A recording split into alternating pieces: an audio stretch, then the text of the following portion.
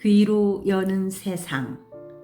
영심이의 책방에 오신 여러분 환영합니다.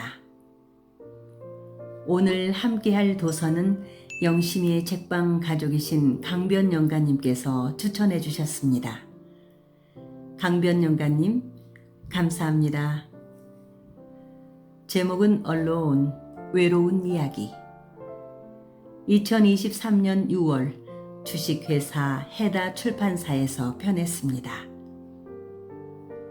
이 시대를 대표하는 중파 라이류의 21명의 작가가 쓰고 정윤희 작가님이 우리말로 옮겼습니다. 외롭다고 생각하는 사람, 투명 인간이 된 것 같은 사람, 고독 앞에 담대해지고 싶은 사람, 혹은 은밀하게 고독을 갈구하는 사람 모두 환영합니다. 당신의 외로움이 이 이야기들 속에 닻을 내릴 수 있기를. 오늘은 진곽의 영원한 이방인 지금 시작합니다. 오히려 내게 상처를 주었던 것은 집에서 만든 옷을 입은 나를 경멸하듯 쳐다보는 학교 친구들의 시선과 붉은 글씨로 온통 뒤덮인 철자 시험지와 영국식 영어 지우개 대신 고무를 빌려달라고 말씀드렸을 때 당황해하던 선생님의 모습과 오빠들이 더는 내게 장난을 치지 못하게 하려고 쫓아다니다가 땀 범벅이 된 내 모습과 얼음처럼 꽁꽁 언 아파트에서 살며 계속 감기에 걸리는 바람에 피가 나고 갈라진 코 아래 피부였다. 나는 홍콩에 많은 것을 두고 왔다.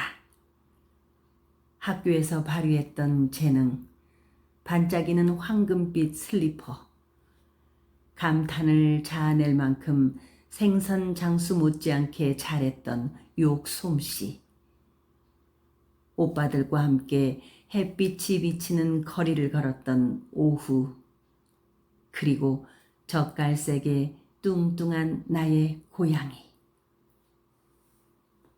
아마도 가난 그 자체보다 더 무거웠던 짐은 바로 우리 가족의 상황을 비밀로 해야 한다는 사실이었다. 내가 진짜로 어떤 사람인지 아무도 모르는데 외로움이 어떻게 덜어지겠는가. 한 번은 나름대로 진실을 밝히려고 노력한 적도 있다. 왜 전화를 걸 때마다 집에 없느냐는 같은 반 친구의 질문에 방과 후 공장에서 일하기 때문에 그렇다고 대답한 것이다. 다음 날 친구는 자기가 예일대 출신의 변호사인 아버지에게 물어봤는데 내가 거짓말을 하는 것이라고 말했다고 했다. 미국에서는 아이들이 공장에서 일을 할 수 없다고 했다나. 나는 앞으론 입을 다물어야겠다는 교훈을 얻었다. 외로움으로 인해 텅 비어버린 곳을 나는 야망이라는 또 다른 감정으로 채웠다. 올가미처럼 우리 가족을 옥죄고 있는 삶에서 어떻게든 벗어나고 싶었다. 그렇다고 해서 부자를 꿈꾸는 건 아니었다. 훌륭한 사람이 되고 싶었다. 똑똑하고 존경할 만한 가치가 있는 사람. 외국어를 할 때마다 여전히 혀가 꼬였지만 나는 이 세상을 뒤흔들어 놓고 싶었다. 하지만 7명이나 되는 아이 중에 막내인데다가 여자인 내가 전통적인 중국 가정에서 그런 말을 한다는 게 어떤 의미인지 나는 누구보다 잘 알고 있었다. 가족의 사회적 위계는 나이와 성별에 의해 결정되었고 그 둘 모두를 이리저리 적용해 봐도 나는 최하위였다. 부모님이 기대하는 대로 만두피처럼 나긋나긋하고 순종적인 딸로 자라야 했지만 나는 청소나 요리에는 전혀 흥미가 없었고 참을성 있고 내조 잘하는 신부감으로 자라고 싶지도 않았다. 결국 가족들은 내게 손발을 모두 들고 말았다. 고집이 세고 모든 일에 서툴렀던 나는 항상 도서관에서 빌려온 책에 코를 박은 채 지냈고 누가 청소 좀 도와달라고 불러도 절대 대답하지 않았다. 이런 상황에서 우리 가족이 나 같은 여자랑 결혼하겠다고 나설 사람은 어디서 찾아냈겠는가? 어릴 적부터 나는 내 삶이 앞으로 어떤 궤적을 그리며 펼쳐질지 잘 알고 있었다. 의류 공장에 취직하고 월급을 더 많이 받는 자리로 차례차례 올라가다 마침내 최고의 자리에 오르면 바늘로 부드러운 천 조각을 하나하나 꿰매고 이 옷에서 저 옷으로 바꿔가면서 재빠르게 재봉틀을 돌리는 젊은 여자 중 하나가 되어 있겠지. 그러다 나이가 들면 단추구멍에 달린 실밥을 가위로 자르는 늙은 아줌마 중에 하나가 될 테고 잔업거리를 든 채 절뚝거리며 집에 돌아가 밤새도록 플라스틱 손잡이가 굳은 살이 박힌 손바닥을 파고들 때까지 일하겠지. 우리 가족이 모두 같은 생각을 하고 있었지만 한 번도 입 밖으로 꺼내지 않은 유일한 대안은 내가 좋은 남편감을 만나 지금의 삶에서 벗어나는 것이다. 그렇게 되면 나는 남편을 위해 요리와 청소를 하고 남편이 학업을 마칠 때까지 뒷바라지를 해주고 여러 명의 아이를 낳고 남편이 일하는 동안 아이들이나 잘 키우면 되는 거였다. 하지만 나는 그 대신 하버드 대학교에 가기로 했다. 이민자인 우리 가족이 유일하게 이름을 아는 대학. 그 대학이라면 가족들도 만류하지 못할 것이다. 만약 하버드 대학교에서 입학 허가를 받지 못한다면 대학교에 가는 건 꿈도 꾸지 못할 게 분명했다. 그때부터 나는 혼자 공부를 하기 시작했다. 누더기가 된 사전을 가지고 거기에 나오는 단어를 몽땅 외웠다. 공립도서관의 어린이 코너에 있는 모든 책을 독파한 후 성인 코너로 넘어갔다. 다른 친구들은 그런 나를 어떻게 대해야 할지 모르는 것 같았다. 어머니는 여전히 내게 옷을 손수 만들어 주었다. 오빠들은 내 머리카락을 싹둑 잘랐다. 하지만 어느 쪽도 나의 차분하고 일관적인 태도에 영향을 주진 못했다. 당시만 해도 나는 그런 대로 영어를 할 수 있었지만 남대문이 열렸다처럼 알쏭달쏭한 관용구는 전혀 이해하지 못했다. 11살이 되었을 때 나는 지적인 재능을 갖춘 학생들이 다니는 공립학교 헌터 칼리지 고등학교에 입학했다. 그곳에서 지금까지 만났던 그 누구보다도 뛰어난 아이들을 만났다. 안도감과 경외감이 동시에 들었다. 한편으론 초등학교 사인북에 한 친구가 적어 놓은 것처럼 브레인의 여왕이라고 불리게 될 걱정을 더는 안 해도 되겠구나 싶었고, 다른 한편으로는 완전히 압도당하는 기분이 들기도 했다. 학기가 시작되기 전 여름에 외국어 수업을 신청해야 했는데 나는 아무 생각 없이 라틴어를 골랐다. 첫 수업 시작 전까지 라틴어가 사어라는 사실도 모른 채 말이다. 몇몇 아이들은 이미 프랑스어에 능통해 있었는데 그 언어는 나의 모국어인 중국어와 달리 교양 있고 아름답게 들렸다. 그곳에서 나는 사람들이 나처럼 별 볼 일 없는 유색인 이민자보다 유럽인들을 더 높이 평가한다는 것도 배웠다. 몇 년 후 나는 이와 같은 암묵적인 위계 질서를 향한 의문들에 대해 깊이 생각해 보게 되었다. 자신이 가장 좋아하는 책을 서로 바꿔보는 수업 시간에 나는 빨간 머리 앤을 가지고 왔다고 한 남자애한테 말했다. 그 친구가 가져온 책은 임마누엘 칸트의 순수 이성 비판이었다. 통학버스의 뒷좌석에 앉아있던 한 무리의 아이들이 미니 상원을 조직했던 적도 있다. 그 아이들이 필리버스터, 필리버스터, 필리버스터라고 외치는 소리가 배경처럼 깔리는 가운데 나는 공립도서관의 문해교육 프로그램에서 받은 공짜 책을 제외하고 제대로 된 책이라곤 한 권도 없는 집으로 돌아갔다. 언급할 필요도 없지만 나는 그 누구에게도 나의 가정 환경에 대해서 말하지 않았다. 내가 무척이나 존경했던 사회 선생님은 매일 시사 문제에 관한 퀴즈를 냈는데 나는 하루도 빠지지 않고 빵점을 받았다. 물론 집에는 영어로 된 신문이 없었고 나 또한 시사 문제를 이해할 수 있는 배경 지식이 전무했으며 그에 대해 설명해 줄 사람조차 없었기 때문이다.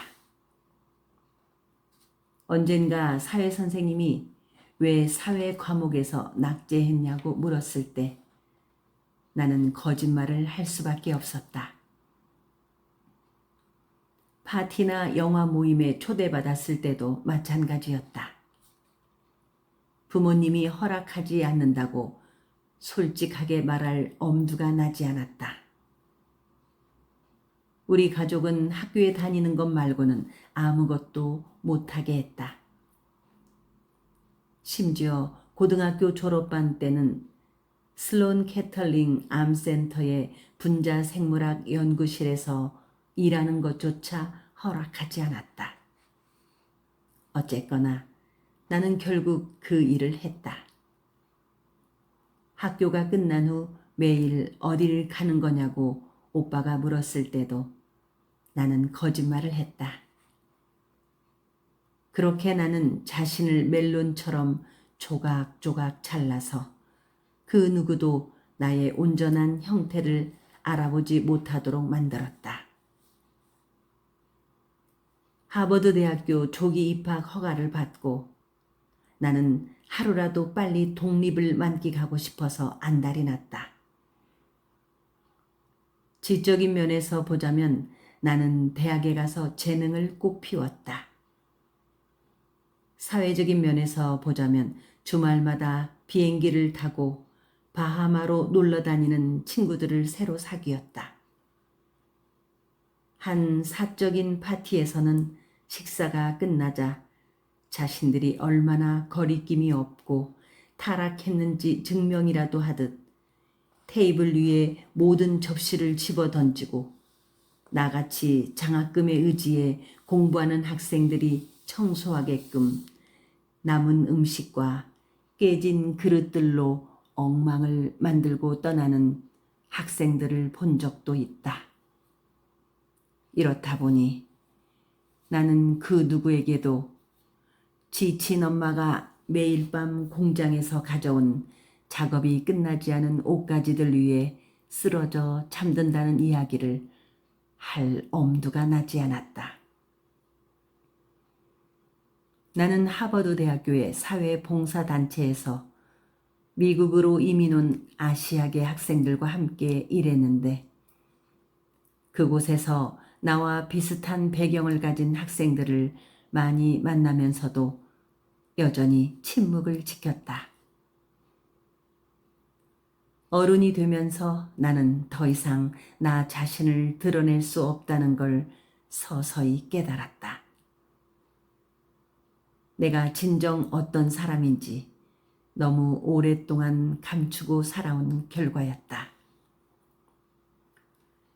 그러다 컬럼비아 대학교 예술학 석사 과정에서 문예 창작을 공부하기 바로 전 여름 온두라스로 배낭여행을 갔다가 우연히 한 네덜란드 남자를 만났다. 나는 슬리퍼 차림으로 뜨거운 해변에서 빈둥거리고 있었는데 한 손으론 모래 파리를 쫓고 다른 한 손으론 파란 바닷물이 반사하는 눈부신 햇살을 막기 위해 두 눈에 그늘을 만들어야 했다. 부모님과 오빠들은 매일 뉴욕의 차이나타운에 있는 의류 공장으로 사라져버리고는 했다.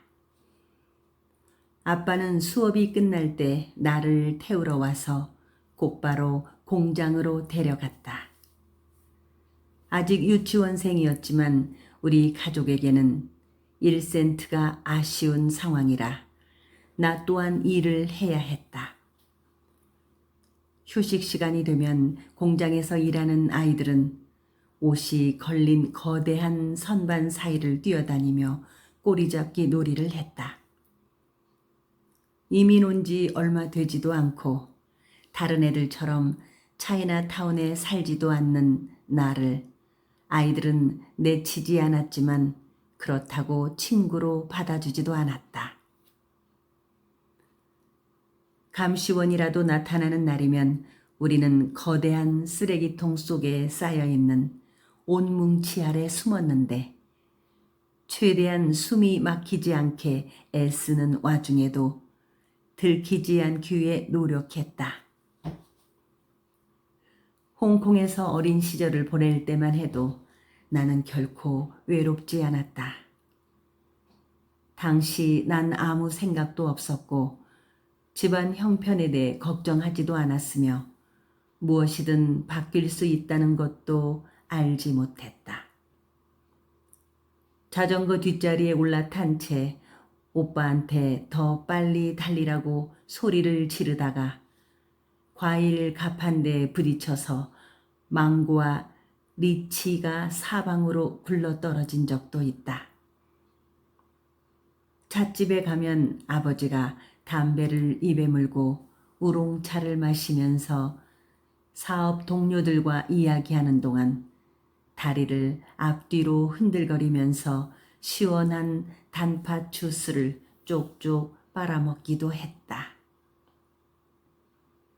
누구도 내게 우리 가족이 한때는 부유했고 공산주의가 장악한 중국을 탈출해 미국으로 가려 했으며 내가 태어난 나라이자 수년간 머물렀던 홍콩이 그 긴 여정 가운데 놓인 정거장 중 하나라는 사실을 이야기해 주지 않았다. 5살 무렵의 어느 날 우리 가족은 택시를 타고 공항으로 향했다. 나는 자동차 백미러를 통해 우리가 살던 집이 서서히 작아지다 마침내 완전히 사라져버릴 때까지 바라보았다. 그때만 해도 내 인생에서 조그만 황금빛 조각처럼 빛나던 당시의 기억을 이렇게 오랫동안 붙잡고 살아갈 줄은 전혀 알지 못했다. 미국으로 이주하기 위해 우리 가족은 가지고 있던 모든 것을 내놓아야 했다. 잃어버린 수입, 비행기 싹, 몇 년 동안 들어간 변호사 수임료, 비자와 서류 작업 비용 등까지 모두 통행료로 지불해야 했다. 하지만 우리는 이보다 더 값비싼 대가를 치러야 했는데 우리의 모국어를 잃고 우리의 친구를 잃고 우리의 문화를 잃고 그리고 어떤 면에서는 서로가 서로를 잃어야 했던 것이다. 우리는 친척이 이끄는 대로 중앙 난방장치조차 없는 브루클린 빈민가의 한 아파트로 향했다. 집안에는 바퀴벌레와 쥐가 득실거렸다. 뒤쪽 창문은 산산조각이 나 있어서 뼈를 내는 뉴욕의 겨울바람이 그대로 들이쳤고 바람이 심하게 불 때마다 창문에 깨진 구멍을 막아놓은 쓰레기 봉투가 펄럭거렸다. 집안에 온기가 돌게 하려고 밤낮으로 오븐을 켜고 활짝 열어놓았지만 유리창 안쪽으로 여전히 하얗게 서리가 끼어 새파랗게 질린 손가락으로 얼음을 비벼 녹여야만 했다. 우리의 가난은 흔히들 생각하는 방식으로 내게 상처를 주지는 않았다. 나는 허름한 벽과 커튼에 난 구멍 따윈 쳐다보지도 않고 그저 미국산 바비 인형 하나 가지게 되면 자신 또한 키 큰 금발 미녀가 될 거라는 믿는 아이. 장난감처럼 단순해서 곧잘 꿈속을 헤매다니는 상상력이 풍부한 아이였기 때문이다. 뜨거운 공기 사이로 향신료 냄새가 진동했다. $1만 내면 거대한 솥에 담긴 밥과 돼지고기, 달콤한 플랜테인 열매, 절인 양파와 콩 등을 접시에 한가득 담아주는 가게 앞에 줄을 섰을 때 그 남자가 바로 내 앞에 있었다. 그가 내 쪽으로 돌아서는 걸 보고 나는 그의 일행이 내 앞으로 끼어들어야 하는 걸로 알고 살짝 뒤로 물러섰다. 치아가 입에 비해 엄청 큰 편인 거 알아요? 그가 말했다. 놀라기도 했지만 웃음이 났다. 그의 말은 사실이었다. 언젠가 교정을 전문으로 하는 치과 의사에게 똑같은 이야기를 들었기 때문이다. 근데 의사가 지적해 주기 전까지는 아무도 그 사실을 인지하지 못했다. 더군다나 그 문제에 대해 치료를 받은 후에는 더더욱 눈치채지 못했다. 가까이에 있긴 하지만 난생 처음 보는 사람이 그런 말을 하자 물론 다소 비판조의 평가이기는 했지만 이상하게도 경계심이 눈 녹듯 사라졌다. 당시 나는 글을 쓰기 위해 대학 졸업 후 본업으로 삼고 있던 전문 볼륨 댄서 일을 막 그만둔 상태였다. 이 일을 하는 동안 남자들한테 데이트 신청을 무척 많이 받았는데 대부분 내가 거절하면 곧바로 다른 상대를 찾아가는 남자들이었다. 그 남자들한테 우리 같은 여자 댄서들은 얼마든지 교체할 수 있는 대상이었던 것이다. 그들의 행태는 마치 숨을 쉬는 것처럼 자연스러웠다. 알고 보니 그 네덜란드 남자는 성격도 나와 비슷하게 예민했는데 결국 우린 사랑에 빠졌다.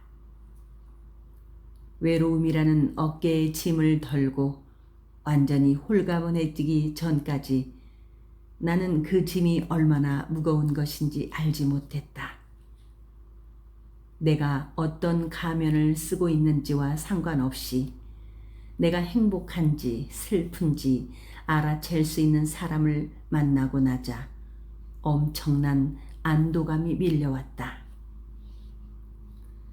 신혼여행을 떠난 나는 용기를 내어 어린 시절 살던 홍콩에 가보기로 했다. 나는 오랫동안 고향에 가기를 주저했다. 왜냐하면 내가 진정으로 속해 있는 곳이라 생각하는 고향에 대한 나의 환상이 주룽이 아닌 브루클린에서 자란 새로운 나에 의해 뿌리째 뽑혀 나갈지도 모른다는 걸 마음 깊은 곳에서 인지하고 있었기 때문이다. 실제로 그랬다.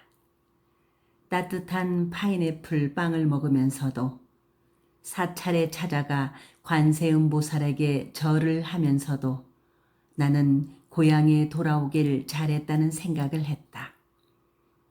하지만 나를 포함한 모든 사람이 내가 이방인이라는 사실을 알고 있었다.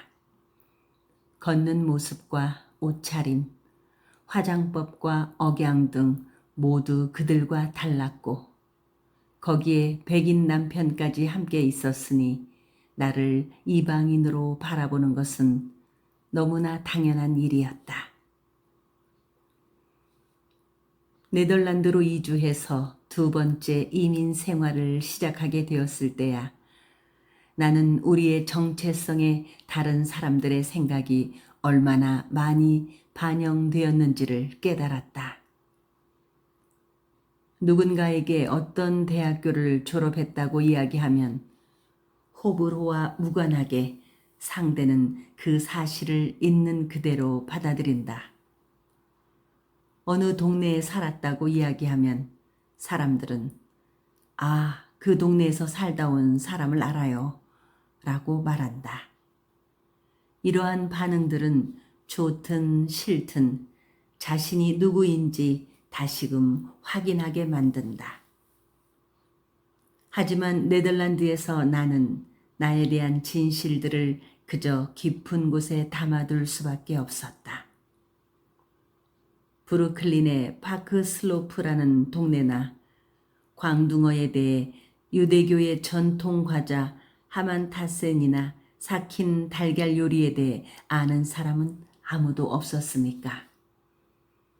게다가 내게 네덜란드어는 이해할 수 없는 언어일 뿐이었다. 가게에 갈 때마다 나는 신경이 곤두선 채로 네덜란드어 수업 시간에 배운 문장들을 중얼거렸다. 샴푸가 어디 있나요? 샴푸가 어디 있나요? 그러나 막상 가게 점원 앞에서 용기를 내 배운 문장을 말하면 점원은 도저히 알아들을 수 없는 말들을 홍수처럼 쏟아냈고 결국 나는 도망치듯 가게 밖으로 나올 수밖에 없었다. 나는 이제 네덜란드어를 할 수 있고 아이도 둘이나 있다. 네덜란드 사람들이 지닌 특유의 정직함 때문에 매일매일 마음의 상처를 입은 채 집에 돌아오지만 그 단순 명쾌한 태도에 담긴 가치를 배우고 있는 중이기도 하다. 훌륭한 의료 서비스와 양질의 학교 교육, 자녀 양육에 대해 유연한 태도를 가진 네덜란드는 무척 살기 좋은 곳이다. 하지만 여전히 나는 다른 사람들과 조화를 이루지 못하고 있다는 느낌이 좀 든다. 네덜란드 사람들은 세상에서 가장 키가 큰데 나는 고작 152cm밖에 되지 않는다. 학교에 아이들을 데리러 갈 때마다 거대한 나무 기둥밖에 보이지 않는 숲에서 길을 잃은 것 같은 기분이 든다. 사람들의 말소리가 항상 내 머리 위에서 둥둥 떠다니기 때문이다. 공중 화장실에서 거울에 얼굴을 비춰보려면 위아래로 폴짝폴짝 뛰어야만 한다. 네덜란드인 엄마들 모두 11살짜리 아이들이 자기들끼리 해변에서 캠핑을 하는데 아무 문제가 없다고 생각할 때도 유일하게 나만 거기 섹스하는 곳으로 악명이 높은 데 아닌가요? 라고 말하기도 한다. 집 바로 옆에 있는 운하에 얇게 얼음이 얼면 이웃들은 겁도 없이 뛰어나와 얼음판 위에서 스케이트를 즐긴다. 스케이트를 타지 못하는 사람들은 주변에 서서 구경이라도 한다. 대체 왜 그러는 걸까? 난 잘 모르겠다. 한 번도 스스로를 진정한 미국인이라 생각해 본 적이 없는 나지만 이젠 내가 얼마나 미국인다워졌는지 깨닫고 있다. 2번의 이민자 생활을 겪은 사람으로서 나는 인생 대부분을 외롭게 지냈다.